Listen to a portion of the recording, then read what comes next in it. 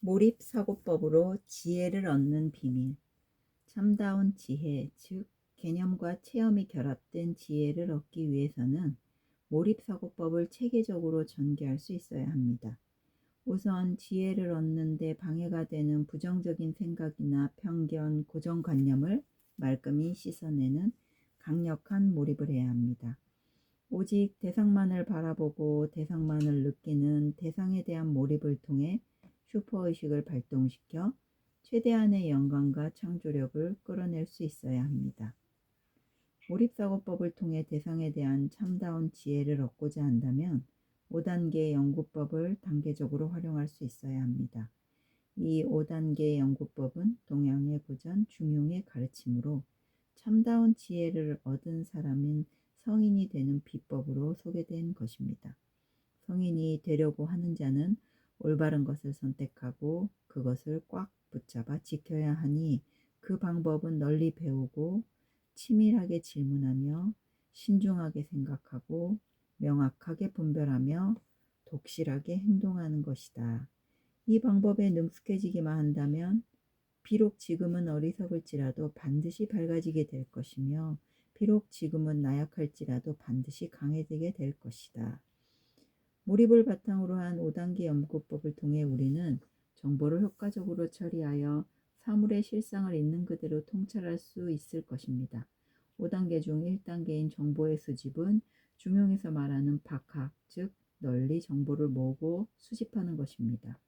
문제를 해결하는 데 필요한 모든 정보를 인터넷이나 책 그리고 전문가의 조언 등을 통하여 널리 모아야 합니다.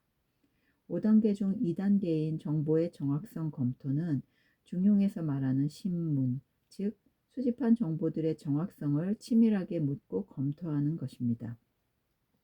정보는 많이 모았다 하더라도 쓸모가 있는 정보들이 아니면 무용지물에 불과할 것입니다.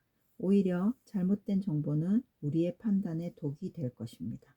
따라서 인터넷, 책, 전문가의 조언 등을 통해 얻은 정보를 모두에 대해 치밀하게 질문을 해서 의문점을 조금도 남기지 말아야 합니다. 그래서 부정확한 정보가 다음 단계로 넘어가는 일이 없도록 해야 올바른 답안을 얻을 수 있을 것입니다. 5단계 중 3단계는 정보의 체계적 정리로 중용에서 말하는 신사, 즉 신중하게 생각하여 검열이 끝난 정보들을 체계적으로 정리하는 것입니다. 자명한 것으로 판명된 정보들을 바탕으로 본인이 체계를 만들어 보는 단계입니다. 이 단계의 결론이 바로 4단계인 결론의 도출입니다. 이는 중용에서 말하는 명변의 단계로 명확하게 결론을 내리는 단계입니다. 신중한 생각을 통해 주어진 정보에 대한 자신의 입장을 분명하게 하는 단계를 말합니다. 정확한 정보를 수집하고 검토하는 1, 2단계와 달리 3, 4단계에서는 논리적이고 합리적인 사고의 전개가 중요합니다.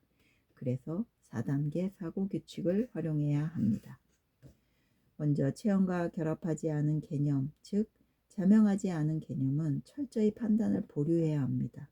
이 개념에 명확성이 부여되기 전까지는 이 개념들을 활용해서는 안 됩니다. 큰 덩어리로 있을 때는 판단하기 어려운 문제도 작게 쪼개면 선명하고 자명하며 체험으로 쉽게 이해되는 부분들이 드러납니다. 그 부분부터 다시 하나씩 합리적으로 추론에 들어가서 다시 전체 덩어리를 완성해낼 수 있어야 합니다. 그러나 4단계까지 연구를 통해 아무리 자명한 결론을 도출했다 하더라도 아직 안심하면 안 됩니다. 아직은 부분적인 자명함일 수도 있으며 판단에 오류가 있을 수도 있으니까요. 실제로 우리의 결론이 옳은지는 현실에서 검증해 보아야 합니다. 그래서 필요한 것이 실전에 적용하는 단계입니다. 이것은 중용에서 말하는 독행, 즉 독실하게 실천을 해보는 것입니다. 이 단계를 통해서 우리의 결론이 실제의 사실에 부합한다면 우리가 내린 결론을 진정으로 자명한 것이 되며 우리가 지닌 정보는 죽은 정보가 아닌 지식이 아닌 살아있는 정보, 지혜가 될 것입니다. 만약 실전에서 적용할 때 부족한 부분이나 오류가 발견된다면 앞에 4가지 과정 중 문제가 있는 과정을 다시 보고 다시 검토하고 연구해야 합니다. 우리의 지혜를 얻고자 하는 대상에 대한 몰입을 바탕으로 이 5단계 연구법을 적용한다면 우리는 반드시 지혜로워질 것입니다.